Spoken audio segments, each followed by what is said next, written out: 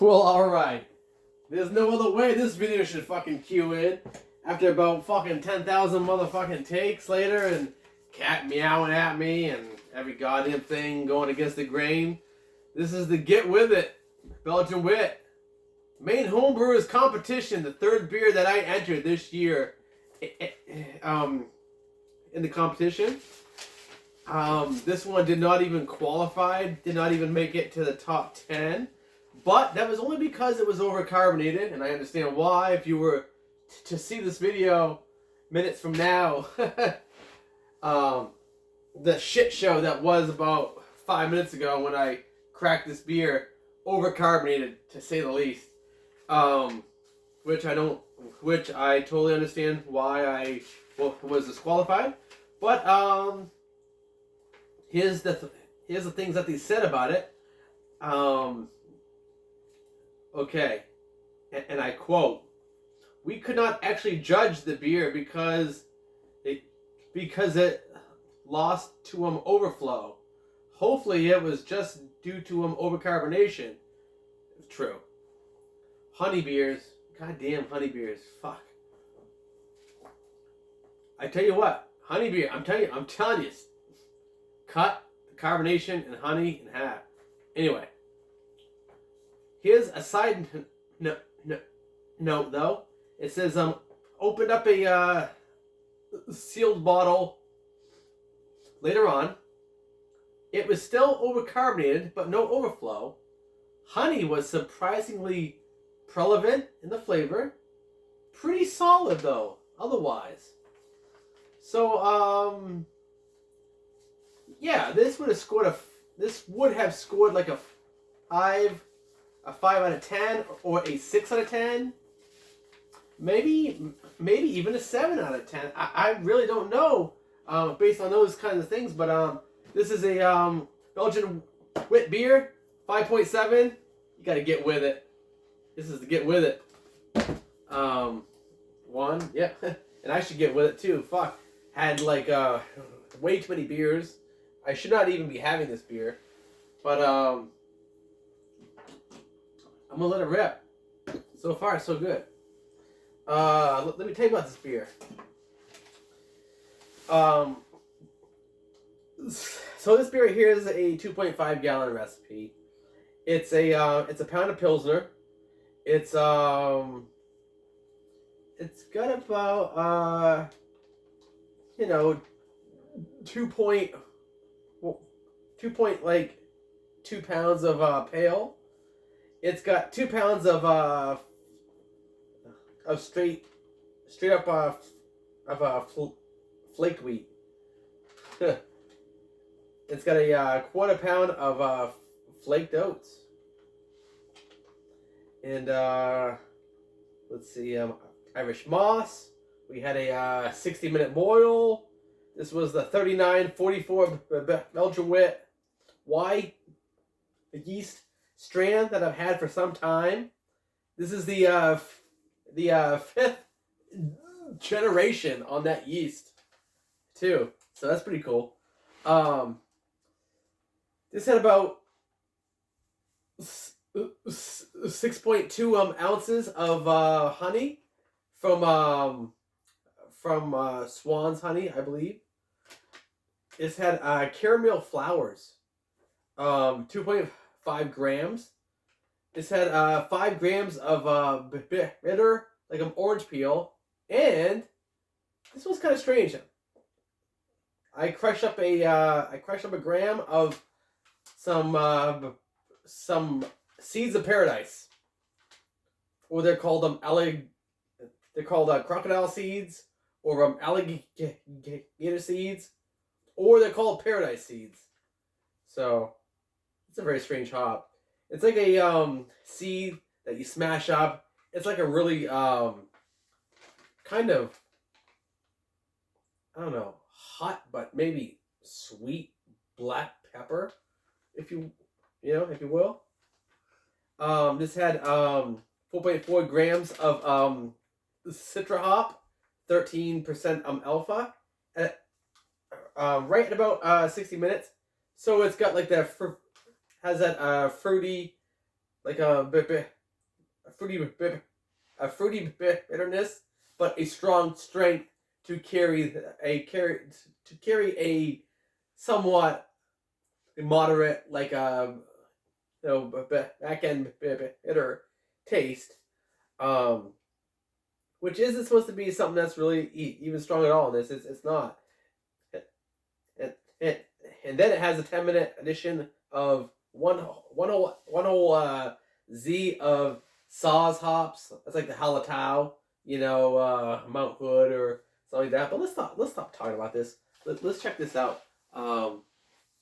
This came out hazy and yellow. I mean, hazy honey or slight orange, mostly yellow color. But I made this back in February of 2020. Before all the chaos, God, why the hell did this face mask thing ever have to happen to us in this generation? But because we are just not the face mask fucking generation. We're not we're not gonna wear that shit. It's just, oh man, it's just too bad. Like, it's like, is mankind gonna be all right? But we just gotta get with it. We gotta drink a Belgian wit and get with it. That's why I'm here. But I tell you what, one thing that's very cool about this beer is it has a very Brett kind of smell to it. And let's have a taste in a minute here. I swear to God, I'm gonna get around to tasting this. This came in at 5.7%. It was a 1054, finished off at 1010. So this is after that. Let's get around the having a sip of this. Right off the bat, it's like, it's a very like it wants to become a Brett beer. So it's like this is a very awesome beer, because it strangely turned out like great.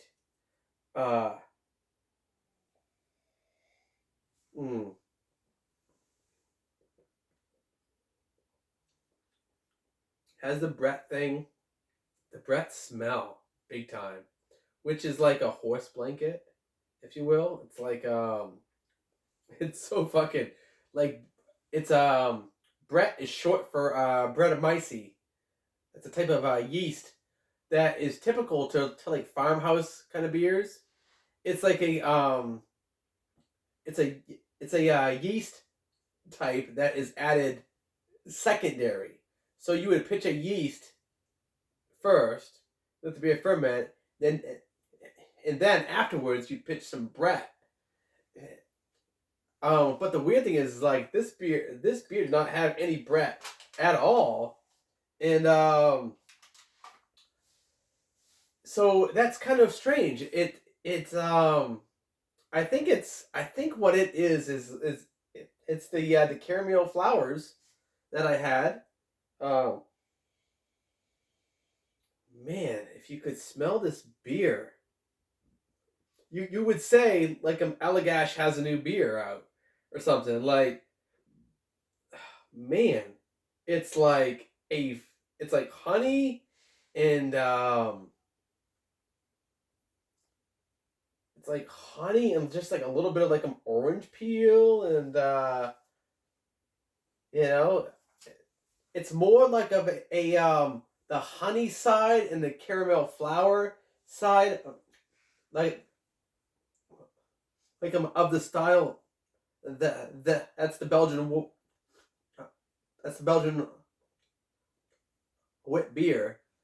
It has a huge like range, kind of. It's like there's an orange peel, so it can be like orange, kind of slight flavored. It can be, there's this huge spectrum.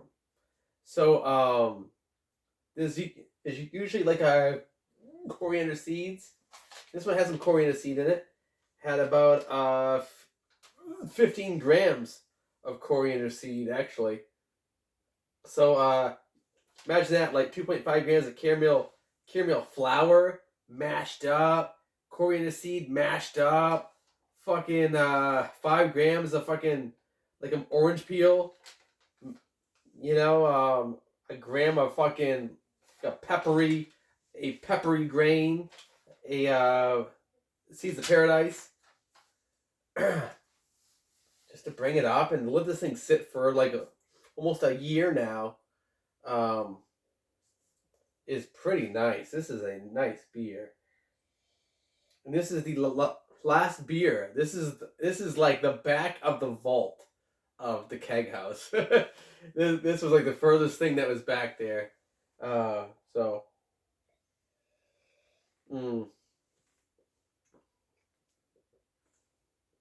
Belgian wit. I gotta make this style again soon. This was the third beer that I ever made all time.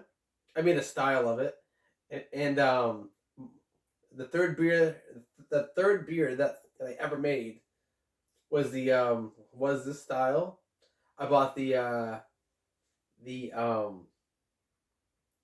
was like a fucking, it was like this yellow, like all together like package of just like the whole beer. It was all in one, that kind of thing. And I like the style, and I kind of branched off it for years. And I went hot with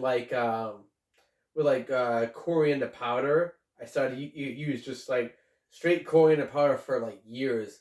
It was a little hot. I think the Mighty Plantain, I think you did a review of that one, which actually had the coriander powder. That was very hot. Which I should go back to. I do have that recipe written down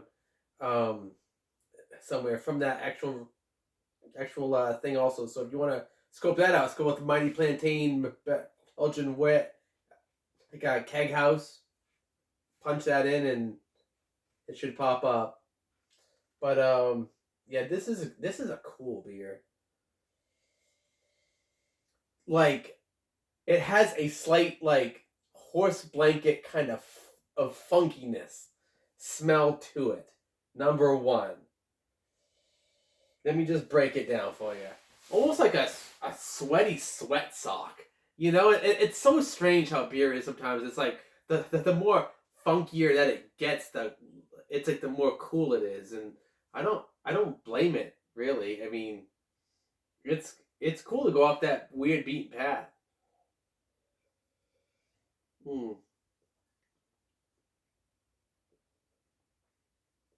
Okay, so it's still like very carbonated. But I'm getting honey, and I'm getting some caramel flour. There's not like a lot of hops at all in this. The hops have actually, at this point, this is a year old, so the hops at this point have kind of run themselves thin with storing this beer. This beer is held up by the honey background of it, so that's that for that. This is just a nice beer, man. It's I have to make more of this. This is actually a pretty good recipe right here. I got it, and then I'm pretty excited actually, because I'm like this could be it. This could be it. Man, almost has that Brett smell without Brett. This recipe does not have the Brett in it at all. So it's a cool thing to think about. Like the thing I think I kind of go is, can Caramel Flowers is the place, like in Germany where these flowers grow, is that the place where Brettanomyces, like the strand of yeast, also flows through the air? Maybe that gets trapped like in these caramel flowers, and maybe these flowers have some Brett trapped in them. Like, why? I don't know, but like maybe because it's all yeast just flows through the air.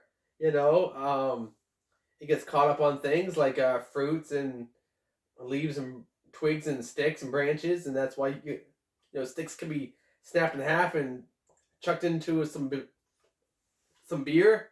Then all of a sudden it starts popping. It's like there's some strange yeast that's on that stick, and you just toss it into that beer. Now it's fermenting. Who knows what it's gonna taste like, And I bet, to me, if I could, I don't know a lot, but I mean, I tell you what, like I know enough to know this has a very Brettanomyces, like it's like a Allagash. This reminds me a lot like of a Allagash if they tried to make like a caramel flower beer or like a honey flower beer kind of style Belgian Brett thing, This is nice. So what next? What's next up? Got a black IPA. That's around the corner, so watch out for that. Those things are so rare. And speaking of black IPA, every time I talk about a black IPA, I got myself a black cat comes into the corner. Monterey. Come on, Mom. I love this black cat. He goes, what's that? He goes, black IPA video? He goes, I was in the first one. I want to be in the second. You know, Monterey, you're going to be there, buddy. You're going to be there, buddy. Love you, cat. This is my favorite cat of all time. Give me a hug. Oh, Monterey, I can't think of a better way to go out. Keag Haus, Belgian 2020. This thing's nice. 5.7.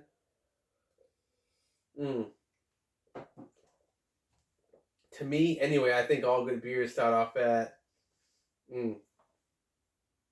like almost 6%. So this is just wow. I can't believe I made this. Get with it. I think I did. I'm glad I got this beer. I'm gonna make this again, I think. So Keag Haus, watch it go. Black IPA up next. Got a black Monterey cat on me. Good night, everyone. Cheers.